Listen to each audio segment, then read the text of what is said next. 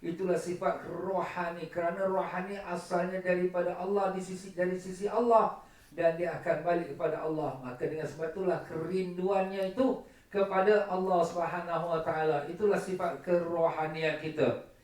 Maka dengan itulah dia muslimin rahimakumullah, Tuan Al-Imam Syekh Abdul Qadir Jalani telah berpesan untuk kita sama-sama menuju pada Allah dengan Al-Quran dan Sunnah jangan ditinggalkan.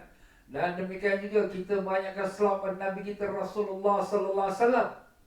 Kerana dialah yang akan menghiaskan kita untuk persiapkan diri kita, rohani kita, untuk kita menghadap pada Rabbul Izzah, kepada Rabbul Alamin, iaitulah Allah Subhanahu wa taala.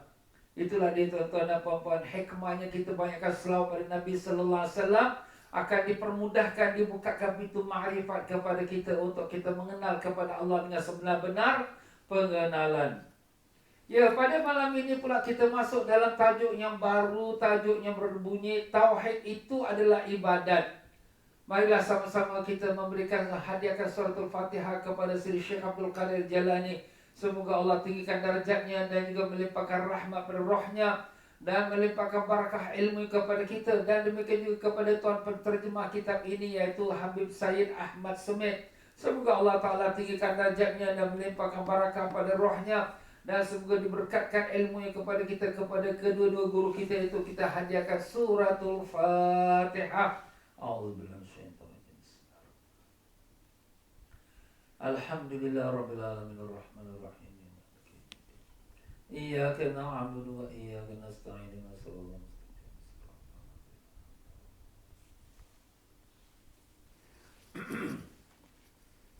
Qala al-mu'allif rahimahullah ta'ala wa nafa'ana Allah bikum fid dharain amin.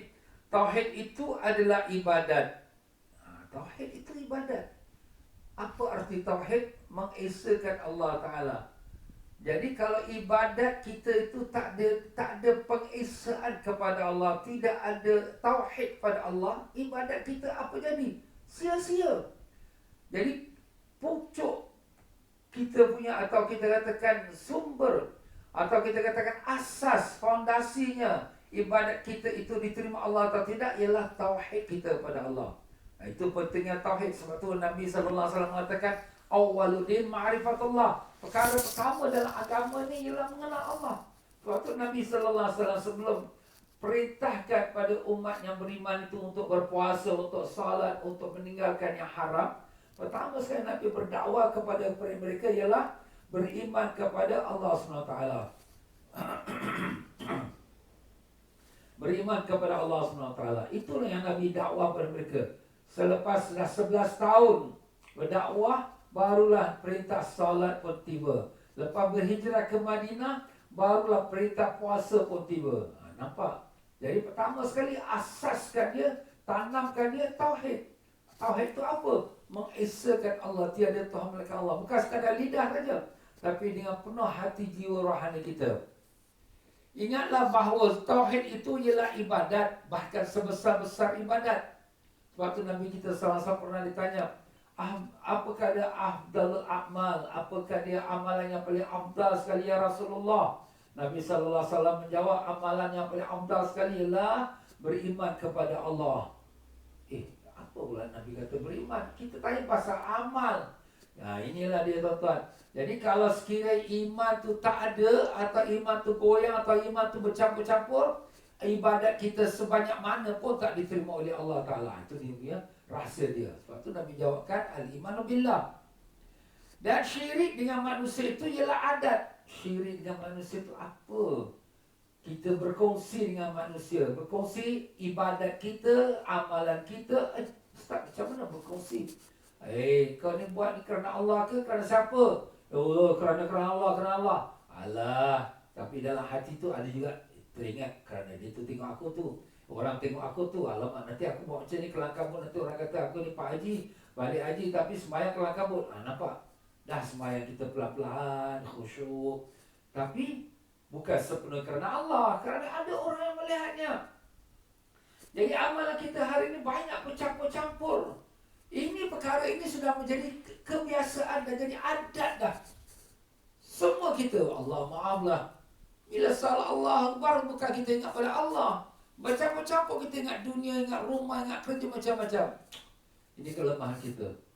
Ini dah ibarat kata sudah jadi macam adat dah, kebiasaan pula. Begitulah juga amalan kita bercampur-campur dengan kerana orang tengok, kerana supaya dapat nama, dapat petunjuk, dapat kemegahan. Allah, ya Allah, ya Tuhan kami, ampunkanlah kami ya Allah. Amalan kami banyak yang tak sempurna, bahkan banyak bercampur dengan macam-macam niat. Ya Allah, maafkanlah kami ya Allah. Jadikanlah amalan kami semata-mata ikhlas mencari keridhaan-Mu ya Rahman, dengan berkat Nabi Rasulullah SAW. Amin ya Rabbal Alamin. Jadi tauhid adalah ibadat, manakala syirik dengan manusia itu adalah adat. Ustaz, adat ni ada yang haram, ada yang halal. Ya, ini adatnya haram. Kenapa? Sebab kamu telah melakukan syirik kepada Allah. Allahu Akbar. Jadi lazimkan dirimu dengan ibadat dan tinggalkan adat. Biasakan diri kamu dengan ibadat. Amal-amal ibadat. Ikut sunnah Nabi itu ibadat. Ikut perintah Allah itu ibadat. Tinggalkan yang adat. Adatnya tak ada kena-mengena dengan apa-apa kebaikan, tinggalkan. Ini semua adat-adat saja. Dan kadang-kadang adat itu pun termasuk syirik juga. Seperti yang kita sebutkan tadi, kebiasaan amal-amal kita kerana niat sesiapa untuk sesiapa yang lain. Dan juga adat-adat kita yang diadakan oleh datuk nenek moyang kita, tetapi tak mengikuti saluran agama yang benar. Jadi itu kita tinggalkan. Tinggalkan adat kamu. Pegangkan kuat-kuat dengan ibadat kamu, taat kamu pada Allah, mentauhidkan kamu pada Allah. Jika kau menyalahi kebiasaan itu adat lah. Jika kau menyalahi kebiasaan adat, kelak kebiasaan pada hakmu juga akan berubah. Kalau kita menyalahi adat, kebiasaan kita tu, kebiasaan kita bercakap dengan orang ramai banyak-banyak, kebiasaan kita makan yang banyak, kebiasaan kita tidur yang banyak, kebiasaan kita tu bercampur gaul dengan tak ada faedahnya. Kebiasaan-kebiasaan kita tinggalkan, dan saya akan berubahlah juga kebiasaan kita. Kebiasaan kita akan berubah. Kebiasaan pemalas, kebiasaan tak mau bangun tahajud, kebiasaan kita tak mau baca Quran, kebiasaan kita tak pergi belajar agama. Ini semua kebiasaan yang negatif akan ditinggalkan juga. Bila kita mula melawan nafsu kita untuk meninggalkan adat-adat kebiasaan-kebiasaan kita yang tak dikena-mengena dengan agama. Apa kata Nabi kita sallallahu alaihi wasallam? Min husnil islamil mar'i tarkuhu ma la ya'ni. Daripada keindahan Islam seseorang ialah dia meninggalkan perkara yang tak ada kena-mengena dengan dia. Tak ada kena-mengena. Kita nak buka cerita, kita nak buka scroll down dalam FB kita tengok orang punya komen, orang cakap tu cakap ni, tak ada kena-mengena dengan kita. Tinggalkan, tak ada faedah. Buang masa saja. Maka kalau kamu boleh merubahkan kamu punya kebiasaan, maka hak kamu pun akan berubah. Apa hak kita pula? Kita punya kewajipan kita pun akan berubah. Engkau ubah dahulu, barulah Allah akan mengubah kamu. Ubah diri kita dulu. Buang perangai-perangai buruk. Buang sifat pemalas. Bangun malam, baca Quran, berzikir kamu pada Allah. Kita paksa, kita ubahkan diri kita, maka baru Allah akan ubahkan diri kamu. Apa yang ada pada kamu, Allah Ta'ala telah berfirman, A'udzubillahi minasyaitonir rajim. Innallaha la yughayyiru ma biqaumin hatta yughayyiru ma bi anfusihim. Surah Al-Ra'd yang ke-11. Sesungguhnya Allah Ta'ala tiada mengubah apa yang ada pada sesuatu kaum hingga dia dahulu mengubah apa yang ada pada dirinya. Ayat ini selalu digunakan oleh orang-orang dunia. Orang dunia? Orang-orang yang mementingkan kebesaran dunia. Kita ni takkan berubah menjadi jadi umat yang maju. Jadi kita takkan berubah daripada kemiskinan menjadi kekayaan. Kita takkan berubah daripada darjat yang rendah menjadi darjat tinggi. Takkan berubah sehingga kita kena usaha sendiri. Betul, usaha. Tapi janganlah hanya fokus kepada keduniaan. Pada nafsu kita, diri kita. Dunia ni akan kita tinggalkan dah. Berapa lama nak hidup? 1000 tahun? Tak ada. 100 tahun pun tidak juga. Kita akan pergi. Tapi kita nak balik pada Allah. Apa Allah Ta'ala kata? Yauma la yanfa'u malu wa la banuna illa man atallaha biqalbin salim. Hari yang di akhirat itu tak ada guna lagi harta benda dan anak pinak. Oh, harta aku banyak, tak, Allah tak pandang. Oh, anakku pandai, dia pasal doktor, PhD semua, Allah tak pandang. Illa man atallah, melainkan orang yang datang pada Allah biqalbin salim, dengan hati yang sejahtera, suci bersih daripada riya, ujub, semua syirik besar, syirik kecil, semua daripada segala sifat sombong, hasad, dengki, takbur, semua bersih hati dia. Hati dia isi dengan sifat ikhlas, redha, syukur, sabar. Allah. Itulah perubahan yang perlu kita fokuskan. Selain pada dunia ini, ialah apa yang ada, syukur, alhamdulillah. Bukan lama pun duduk. Kalau susah pun sekejap, kalau sakit pun sekejap, lepas tu mati. Tapi akhirat ni, kita nak balik pada Allah ni, yang kekal selama-lamanya. Apakah persediaan kita? Perangai kita buruk, malas ibadat, bangun tahajud pun tak ada, kadang semayang pun tertinggal waktu, pakaian tak menutup aurat, kita derhaka pada ibu ayah, atau dengan suami kita, atau yang sang suami pula tak menjalankan kewajipan pada isterinya, dan anak-anaknya pula menderhaka pada ibu bapaknya. Allah. Kita kena berubah, tuan-tuan. Ustaz, saya ni tak boleh nak ubah macam ni lah saya. Siapa cakap kita tak boleh berubah? Satu dunia berubah. Siang bertukar jadi malam, malam tukar jadi siang. Daripada kita tengokkan benih-benih pokok yang kecil ditanam, yang dibajakan dia menjadi pokok yang besar yang menghasilkan buah-buahan. Harimau-harimau dan singa-singa yang liar, yang buas, yang ditakuti, bila dididik menjadi singa dan harimau yang jinak, yang boleh dengar perintah seperti mana dalam Sarkis. Semua boleh berubah. Kenapa kita tak boleh berubah? Yang sebenarnya nafsu kita yang tak nak berubah. Itu yang sebenarnya. Jadi apa kita perlu buat? Kita kena betulkan nafsu kita tu. Lawan nafsu kita. Bangun sembahyang tahajud, baca Quran, zikir, lawan. Jangan ikutkan malas. Tak boleh. Ini kita ada kesungguhan. Fa iza azamta fatawakkal 'ala Allah. Bila kamu dah sungguh-sungguh, maka serahlah kepada Allah. Maka Allah akan ubahkan diri kamu secara komplit. Itulah tuan-tuan.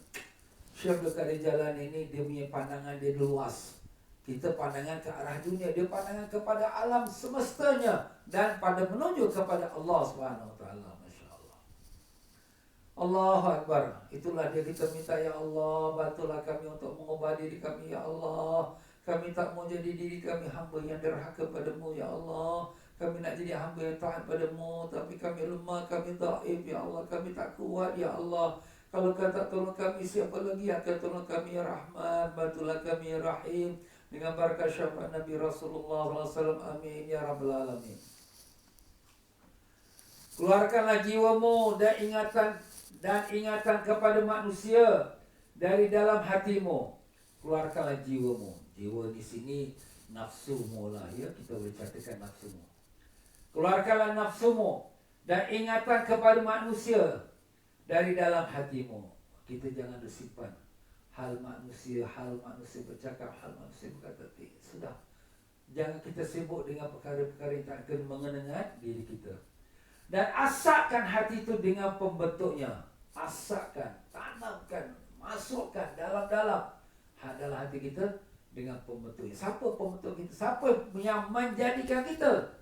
Al-Khaliq, yang Maha Pencipta, Allah SWT. Dia yang patut kita menjadikan satu ingatan kita, satu kerisauan kita, satu kebimbangan kita. Kerana kita dijadikan Allah untuk dia, untuk Allah. Bukan untuk kita dijadikan Allah untuk dunia, untuk manusia, tidak. Wa ma khalaqtul jinna wal insa illa liya'budun. Tidak aku jadikan jin dan manusia melainkan untuk menyembah padaku. Itulah tujuannya Allah jadikan kita.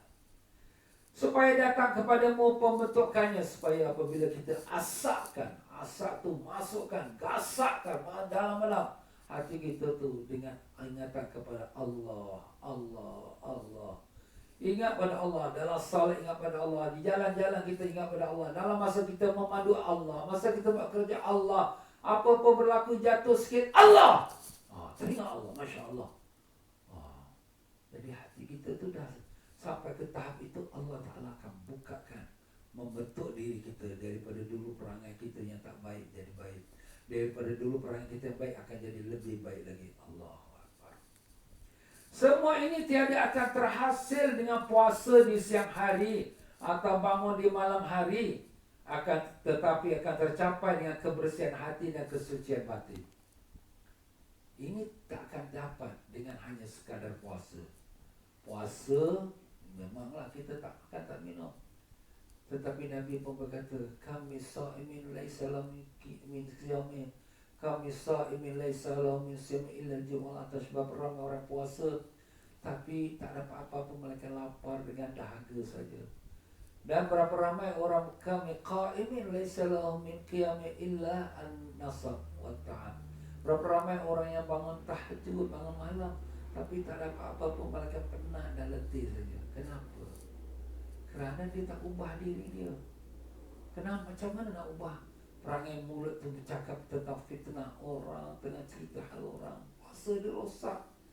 Dia salat malam tetapi dia tak jalankan perintah Allah, tugas kewajipan daripada isteri dia, kepada suami dia, kepada ibu ayah dia, tak dijalankan. Jadi penat dia, sia-sia penat dia punya ibadat dia. Habis macam mana nak dapat tu Ustaz? Jawapannya dengan kebersihan hati, rohani kita, batin kita. Bila hati kita terikhlas kepada Allah, tunduk pada Allah, takut pada Allah, bimbang kepada Allah, rindu kepada Allah, maka barulah dia dapat berubah akhlak dia, perbuatan dia. Barulah puasa itu benar-benar puasa, dan qiyamul lail itu, tahajud itu benar-benar tahajud yang bermanfaat. Jadi kita kena ada perubahan. Oh, aku dah sembahyang malam, aku tak tinggal. Oh, aku dah puasa, tak pernah aku tinggal puasa sunat. Tapi perangai buruk, akhlak buruk, kata orang, cerita hal orang, ini tak ada genunya. Ini bukan akhlak yang dikehendaki oleh Allah. Karena dalam hadis Nabi kata, Man lam yada' qawla zura falaysa lillahi hajatu fi ayada ta'amahu wa syarabah. Man lam yada' qawla zura wal amala bih. Siapa yang tak meninggalkan cakap bohong ataupun beramal seperti pembohong, maka Allah tak berhajat dan meninggalkan makanan dia dan minuman dia. Allah tak berhajat. Apa kita ingat dengan kita tak makan tak minum Allah tambah kaya, rezeki dia kita tak makan? Tak ada. Allah tak perlu pada kita ibadat pun. Tapi kita lah yang perlu kepada Allah Ta'ala. Allahu Akbar. Allahu Akbar. Jadi kita ingat, sekadar kita sembahyang tahajud. Ustaz tadi cakap sembahyang tahajud, puasa sunat. Ustaz tadi suruh kita buat amal-amal. Betul. Tapi itu semua perlu dengan kebersihan hati dan rohani kita sama. Jangan hanya zahir saja. Sebab ibadat ni terbagi pada dua. Satu ibadat zahir, satu ibadat batin. Ibadat zahir yang kita nampak dengan mata, yang kita kata salat, qiyamul lail, sebagainya. Tapi yang lebih besar daripada itu ialah ibadat batin. Hati kita nak bersih, rohani kita ikhlas, reda, syukur, sabar. Kalau sekiranya kita ibadat zahir itu hebat, tapi batin kita lagi masih rasa aku yang baik, aku yang banyak ibadat, aku yang lebih bagus, ini dah jadi maaf, kata na'udzubillah, macam iblis. Iblis ibadat pada Allah 70,000 tahun. Tidak ada satu langkah dia langkah melainkan dia sujud pada Allah. Setiap satu langkah dia langkah, dia sujud pada Allah. Masya Allah. Siapa boleh lawan iblis punya ibadat? Tapi perasaan ujub dia, aku lebih baik. Sebab tu bila Allah perintahkan sujud pada Nabi Adam, dia kata no. Ana khairum min, aku lebih baik pada Adam. Itu sifat ujub. Daripada sifat ujub timbul takabur. Aba wastakbara wa kana minal kafirin. Tak mau sujud dia dan takabur dia, maka dia daripada golongan orang kafir. Nauzubillah min zalik. Apa tuan-tuan? Sebab tu kita ibadat kena dua-dua, zahir dan batin. Jadi sebab itulah ditekankan oleh Syekhul Qadir Jalani ini, zahir dan batin. Kalau sekadar puasa, sembahyang malam bagus, tapi kalau tak disertakan dengan hati yang bersih, tak ada manfaatnya. Setengah mereka, moga-moga Allah merahmatinya, setengah mereka tu maknanya setengah para alim-alim ulama, orang salihin. Kita tambahkan sikit ya. Moga-moga Allah merahmati mereka rahimahumullah. Telah berkata, puasa dan qiyam. Ini perkataannya ada tertinggal sikit kan. Perhatikan betul-betul apa yang saya baca dan tambahkan apa yang kurang. Puasa dan qiyam. Qiyam tu solat malam lah, tahajud ya.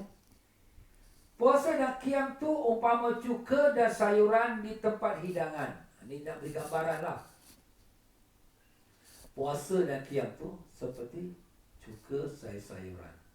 Ini dalam hidangan kita nak makan, ada sayuran, ada cuka. Ini sepertilah puasa dan qiyam ya. Dan semua makanan selain keduanya. Full stop sampai situ. Jadi ibarat kata puasa dan qiyam dan amalan-amalan lain, zikir, baca Quran, sedekah ya. Seumpama inilah dia hidangan depan kita. Ada sayur, ada cuka, ada lauk pauk, ada daging, ada ayam. Ini hidangan. Okey. Sampai situlah. Dan semua makanan selain keduanya full stop. Full stop, betul-betul full stop. Letakkan garisan tanda. Kebenaran keduanya adalah mulakan makan. Perkataan ini perlu betulkan sikit ya. Pula ialah kita cancel. Pula ialah cancel. Kebenarannya, nya tu kita cancel. Kebenaran keduanya.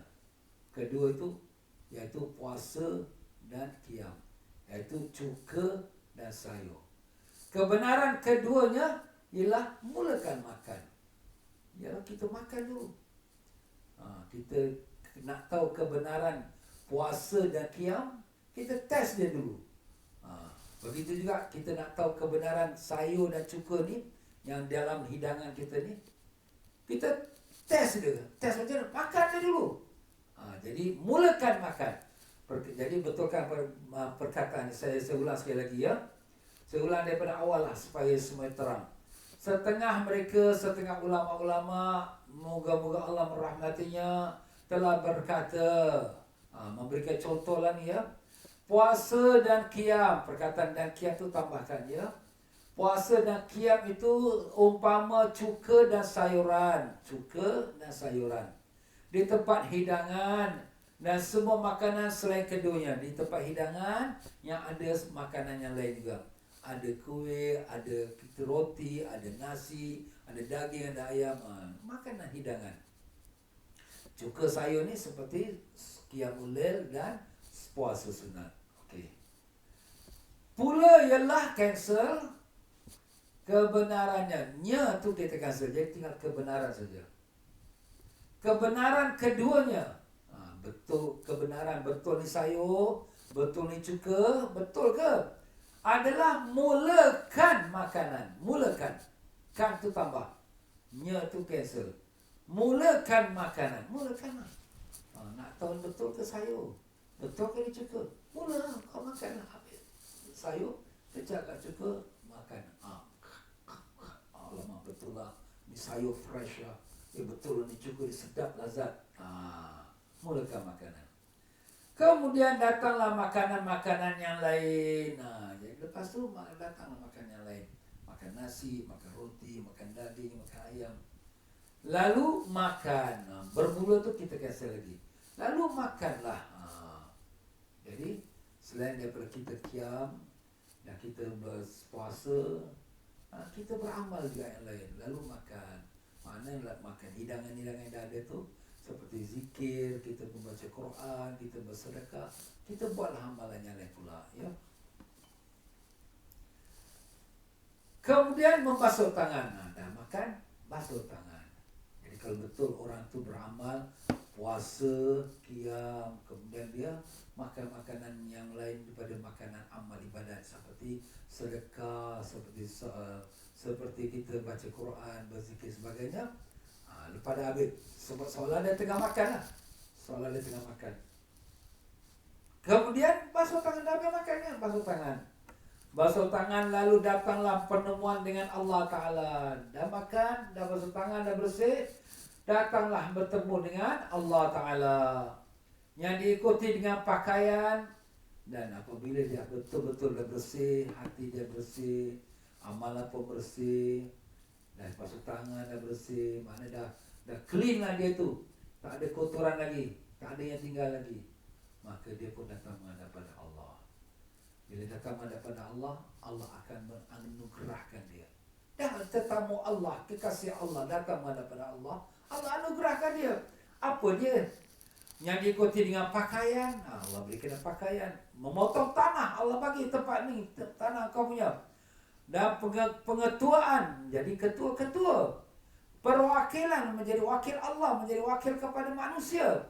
Dan penyerahan negeri, serahkan negeri, ambil kau jaga ni. Dan perpisahan, dan kau uruskan segalanya. Perpisahan, mana kau uruskan segalanya. Inilah yang dilakukan Allah kepada kekasih-kekasih dia. Kekasih-kekasih Allah yang tinggi darjat seperti para Sultan Aulia, Sultan Arifin, itu Syekh Abdul Jalani, Syekh Abdul Hasan Syadzali. Allah bagi mereka kuasa, bagi mereka wilayah, bagi mereka tempat, bagi mereka negeri. Bukan mereka negeri itu mereka berkuasa seperti politik, tidak. Tapi manusia datang pada mereka, manusia memohon bantuan pada mereka.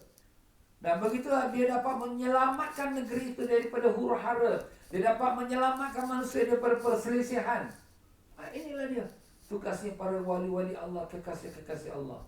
Kenapa? Kerana sudah bersih hati dia. Kerana dia sudah buat beramal kerana lillahi ta'ala. Jadi betul-betul dia beramal dengan ikhlas. Dia ibarat seperti dia makan makanan yang terhidang, yang betul-betul ikhlas tu dapat rasa sedapnya, lazatnya makanan tu. Mana ibadat itu betul-betul rasa aman dan ikhlas kepada Allah Ta'ala. Maka dia pun sudah bersih tangannya, sudah bersih dia punya amalan dia, menghadap pada Allah. Allah Ta'ala kurniakan kepada dia beberapa darjat dan pangkat-pangkat yang tak diberi pada sesiapa yang lain. Ini kurniaan Allah. Sebab tu Syekh Abdul Qadir Jalani dan juga beberapa wali Allah yang besar dinamakan Sultan Aulia, Sultan, raja sekalian wali-wali. Ya, Sultanul Arifin, Sultan, raja sekalian orang yang makrifat. Itu kurniaan Allah Ta'ala. Bukan mereka nak buat sendiri, oh aku solat, tidak. Tapi itu kurniaan Allah SWT. Ya Ustaz, macam mana kita tahulah mereka ni Sultan Aulia, Sultan Arifin? Ini bukan kita yang kata, ini para wali-wali Allah yang berada pada zaman dia, yang dapat melihatkan kebesaran, kehebatan dan juga keagungan dia yang dikurniakan oleh Allah. Maka itulah yang mereka telah dinamakan Sultanul Arifin, Sultanul Aulia dan sebagainya. Apabila bersih hati seseorang hamba dengan Tuhannya Allah Azza wa Jalla, maka membolehkannya dekat kepada Allah Ta'ala akan diberikan kerajaan dan kesultanan di merata penjuru bumi. Itu dia. Bila dia sudah bersih hati. Jadi bukan hanya dengan ibadat zahir saja. Ibadat zahir tu memang perlu. Tapi tak cukup. Mesti ada dengan kebersihan hati. Kalau sekadar ibadat zahir saja, bimbang takut jadi macam iblis. Na'udzubillah. Lagi tinggi dia ibadat, lagi tunduk dia kepada Allah, lagi tawaduk dia, lagi rendah diri dia, lagi tak nampak dia punya amal. Itulah kita sebutkan dalam pelajaran kita hikam. Amalan yang paling sekali diharapkan pekabulan di sisi Allah ialah amalan yang kita tak melihat amalan kita itu. Mana tak melihat apa? Jangan kita rasa itu amalan kita pun. Itu hanya semua taufik dari Allah. Tak ada apa, kita tak ada apa. Kita kosong, kita zero. Yang ada pada kita dosa saja yang ada pada kita. Allah Akbar. Apabila bersih hati seorang hamba dengan Tuhannya Allah Azza wa Jalla yang membolehkan dekat pada Allah, Allah Ta'ala akan diberikan kerajaan dan kesultanan di merata penjuru bumi. Di mana-mana dia pergi, semua yang diberikan ke kerajaan dia. Dan diserahkan ke tangannya penyebaran dakwah kepada manusia. Mereka ni wali-wali Allah ni. Bukan syok sendiri, tak ada. Mereka ada tugas. Tugas apa? Tugas Nabi. Al-ulama warasatul anbiya. Ulama itu pewaris Nabi. Pewaris Nabi itu menjalankan dakwah apa yang Nabi jalankan. Jadi mereka berdakwah. Kalau kita lihat dalam sejarah negeri India itu, siapa yang membukakan negeri India itu dengan dakwah Islam? Syekh Muhyiddin Al-Chishti. Syekh Muhyiddin Chishti ni keturunan Syekh Abdul Qadir Jalani. Dia diperintahkan oleh datuk nenek moyang dia pergi ke sana untuk dakwah Islam. Dan begitulah juga yang lain-lain. Ke mana mereka pergi? Ke Afrika. Ya, keturunan Syekh Jailani juga ada pergi sampai ke Afrika. Dan begitulah juga ke pelosok-pelosok dunia lain. Mereka bukan glamour dengan kewalian, tak ada. Tapi mereka mengambil itu sebagai satu tugas mereka, amanah, dan untuk menyampaikan dakwah dan bersabar terhadap penganiayaan mereka. Bila kita dakwah ni, datang tempat orang menyembah berhala, kita kata Tuhan itu satu. Datang orang pada tempat orang menyembah pokok, menyembah matahari, kita kata tidak, Tuhan mereka Allah. Orang kata kita orang marah. Tengok Nabi kita SAW dilontar batu sampai berdarah. Itulah juga yang akan berlaku pada pendakwa-pendakwa. Dan kita hari ini, kita tak dakwah kepada orang kafir. Kita dakwah pada orang Islam pun orang Islam marah. Kita nak betulkan salah pun orang marah. Sebab orang Islam pun dah jatuh tahap jahiliyah moden. Jahiliyah kurun yang ke-21. Allahu Akbar. Na'udzubillah min dzalik. Diserahkan juga tugas mengubah kebatilan dan menyatakan kebenaran. Orang wali-wali Allah ni tugasnya, yang mana yang batil, yang salah, betulkan. Tunjukkan yang benar. Memang beratlah. Sebab orang dah terbiasa dengan minum arak. Kita kata, tak boleh minum arak, haram. Marah orang. Orang dah terbiasa dengan buka aurat, tak pakai tutup aurat, tak boleh, haram. Betul kan? Marah orang. Dan macam itulah seterusnya. Hari ini, bila kita berdakwah bukan kepada orang yang bukan Islam, dengan orang Islam sendiri, hukum agama sekarang dijadikan permainan oleh orang-orang. Nak diubah ikut suka. Allah. Jadi inilah akhir zaman, tuan-tuan, ya. Tapi sebagai seorang yang mewarisi daripada Nabi sallallahu alaihi wasallam, maupun dia wali Allah ataupun ulama biasa, tugasnya membetulkan. Itu memang tugas. Apa kata Nabi? Man ra'a minkum munkaran falyughayyir biyadihi. Siapa yang nampak daripada kamu kemungkaran, ubahkan dia dengan tangannya. Kalau dia ada kuasa. Fa illam yastati' fa bilisani. Kalau dia tak mampu, maka dengan lidah. Nasihatlah, bercakap. Fa illam yastati' fa biqalbi. Kalau tak mampu juga dengan bercakap, maka dengan hati dia. Maknanya dia tak suka perbuatan itu.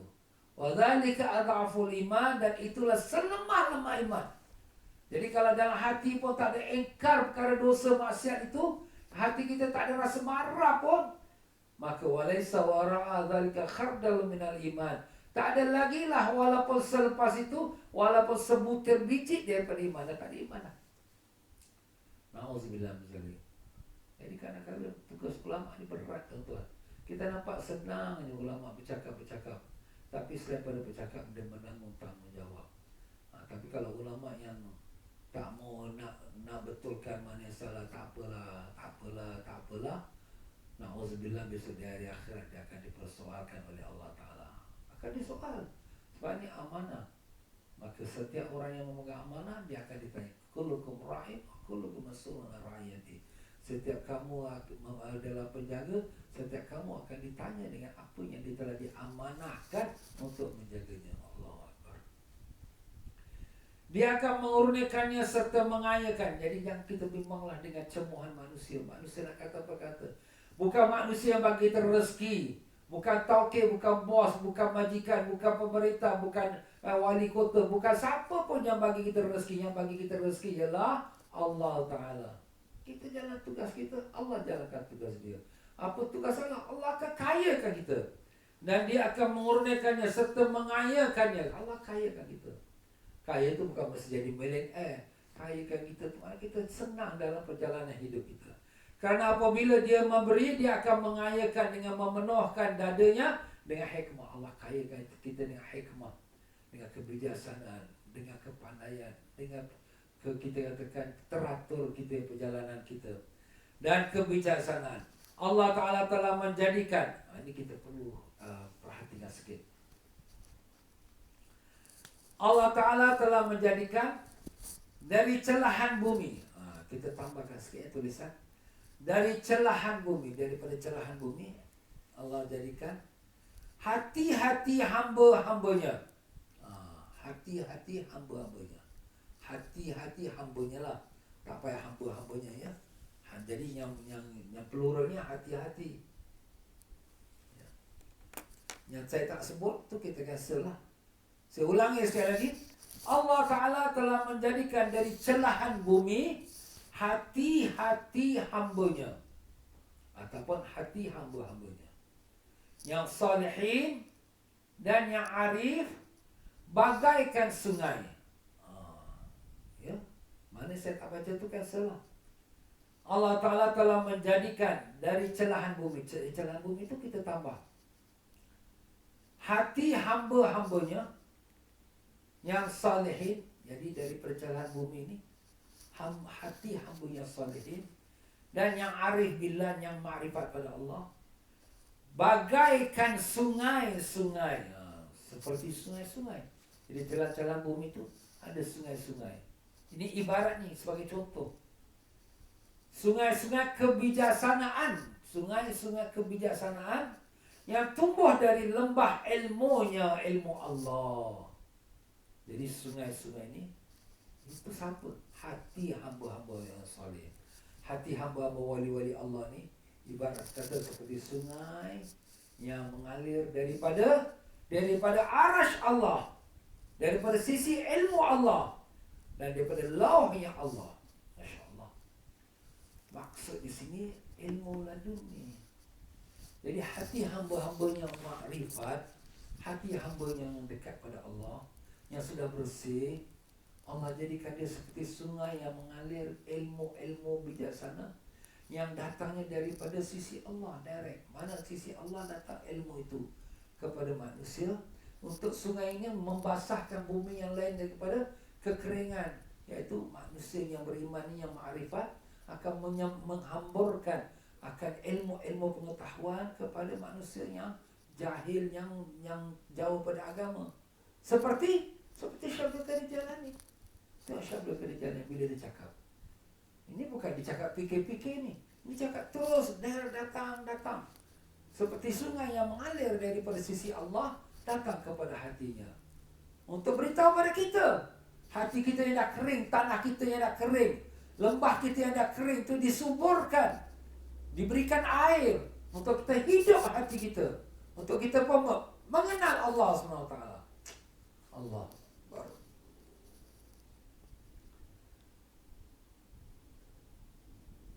Yang mengalir ke hati-hati yang mati. Perkataan muka-muka tu kita cancel lah ya. Yang mengalir ke hati-hati yang mati dan jahil dengan zat Allah dan yang membelakangkan Allah. Itulah kita lah. Jahil kita dengan Allah. Tak kenal, kita buta, tak mengenal Allah. Sebab tu kita tak peduli hukum Allah. Hukum Allah kita buat macam kita punya suka saja. Nak waktu solat, cepatkan sembahyang Jumaat. Kalau kita lambatkan, tak apa, sembahyang kata qada. Tak apa, itu tak aurat, tak apa. Ini semua darurat, ini darurat. Habis agama semua. Hancur. Inilah dia. Inilah kita. Na'udzubillah, hati kita sudah mati dah. Tak ada rasa takut dengan Allah Ta'ala. Sebab itu antara syarat seorang ulama ialah orang yang takwa pada Allah. Innama yakhshallah min ibadihil ulama. Hanya saja orang yang benar-benar takut kepada Allah ialah ulama.